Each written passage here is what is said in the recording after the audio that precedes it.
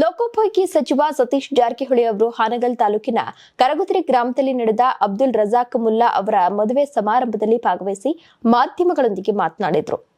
ಇತ್ತೀಚೆಗೆ ನಿಧನರಾದ ಸಚಿವ ಡಿ ಸುಧಾಕರ್ ಕುರಿತು ಪ್ರತಿಕ್ರಿಯಿಸಿದ ಅವರು, ಡಿ ಸುಧಾಕರ್ ಅವರು ಸುಮಾರು 1 ತಿಂಗಳಿಂದ ಆಸ್ಪತ್ರೆಯಲ್ಲಿ ಚಿಕಿತ್ಸೆಯನ್ನ ಪಡಿತಾ ಇದ್ರು.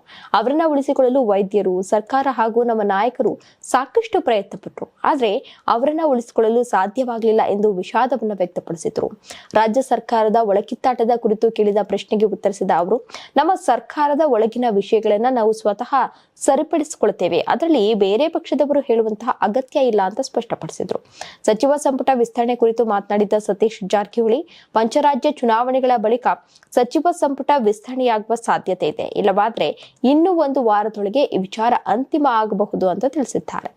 ಇನ್ನು ಹಾವೇರಿ ಜಿಲ್ಲೆಗೆ ಸಚಿವ ಸ್ಥಾನ ಸಿಗುವ ಸಾಧ್ಯತೆ ಕುರಿತು ಅವರು ಜಿಲ್ಲೆಯಲ್ಲಿ ಮಾತನಾಡಿದರು. ಜಿಲ್ಲೆಯಲ್ಲಿ 6 ಮಂದಿ ಶಾಸಕರಿದ್ದಾರೆ.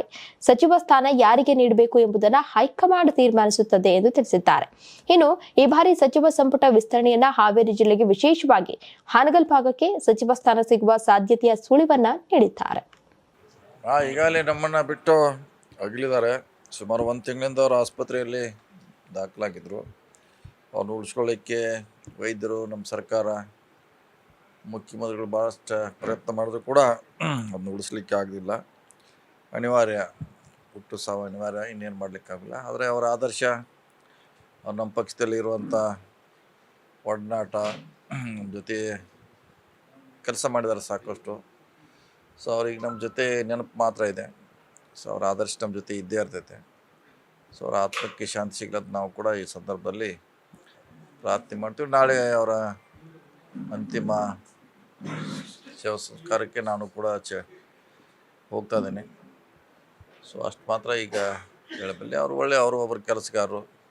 ಅವರು ಸಮಾಜ ಕಮ್ಮಿ ಇದ್ದರೂ ಕೂಡ ಅಲ್ಲಿ ಚುನಾವಣೆಯಲ್ಲಿ ಸತತವಾಗಿ ಆಯ್ಕೆ ಆಗ್ತಿದ್ರು. ಅದೊಂದು ವಿಶೇಷವಾಗಿತ್ತು ಅದು. ಸೊ ಈಗ ನೆನಪು ಮಾತ್ರ ಅವ್ರು ನಮ್ಮ ಮುಂದಿದೆ ಅಷ್ಟೆ. ನೋಡೋಣ, ಅದು ಇನ್ನೂ ದೂರ ಇದ್ದಾರೆ, 2 ವರ್ಷ ಇದೆ.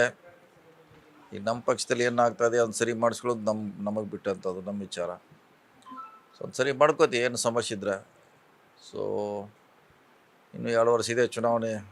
ಅಲ್ಲಿವರೆಗೆ ಕಾದು ನೋಡೋಣ, ಜನ ಯಾರಿಗೆ ಆಶೀರ್ವಾದ ಮಾಡ್ತಾರೆ, ಏನು ಮಾಡ್ತಾರೆ ಅಂತ ಕಾದು ನೋಡೋಣ. ಮತ್ತು ನಮ್ಮ ಸರ್ಕಾರ ಖಂಡಿತವಾಗಿ ಕರ್ನಾಟಕದಲ್ಲಿ ಅಧಿಕಾರಕ್ಕೆ ಬರ್ತೀವಿ. ನೋಡೋಣ, ಚುನಾವಣೆ ಆದಮೇಲೆ ಅದಕ್ಕೊಂದು ಅಂತಿಮ ಪ್ರಯತ್ನ ಮಾಡ್ತಿದ್ದೆ ಹೈಕಮಾಂಡು. ಹೆಂಗೆ ಚುನಾವಣೆ ಮುಗಿದಿದೆ, ಕೇರಳ ಒಂದು ಮುಖ್ಯಮಂತ್ರಿ ಆಗಬೇಕಾಗಿದೆ. ಆದಮೇಲೆ ನೋಡೋಣ, ಇನ್ನೊಂದು ವಾರದಲ್ಲಿ ಒಂದು ಇತ್ಯರ್ಥಿ ಆಗ್ಬೋದು ಬಹುಶಃ. ಕ್ಲೇಮ್ ಇದೆ, 6 ಜನ ಇದ್ದಾರೆ, ಹೈಯೆಸ್ಟ್ ಎಲ್ಲ ಗೆದ್ದಿದ್ದಾರೆ. ಕೊಡಬೇಕಾದ ಅಗತ್ಯ ಕೂಡ ಇದೆ, ಅನಿವಾರ್ಯ ಕೂಡ ಇದೆ. ಅದನ್ನು ವರಿಷ್ಠ ಗಮನಕ್ಕೆ ತರುವಂಥ ಪ್ರಯತ್ನ ಮಾಡ್ತೀವಿ, ಖಂಡಿತ ಪ್ರಯತ್ನ ಮಾಡ್ತೀವಿ. ನೀವು ಸಣ್ಣ ಆಗ್ಬೇಕಲ್ವಾ? ಅದು ಒಂದು ಉತ್ತಮ ಆಹಾರದಿಂದ ಸಣ್ಣ ಆಗ್ಬೇಕಲ್ವಾ? ಪ್ರತಿದಿನ ನಮ್ಮ ಜೀನಿ ಸ್ಲಿಮ್ನ ಯೂಸ್ ಮಾಡಿ ಯಾವುದೇ ಸೈಡ್ ಎಫೆಕ್ಟ್ ಇಲ್ದಂಗೆ ನೀವು ಸಣ್ಣ ಆಗ್ತೀರಾ.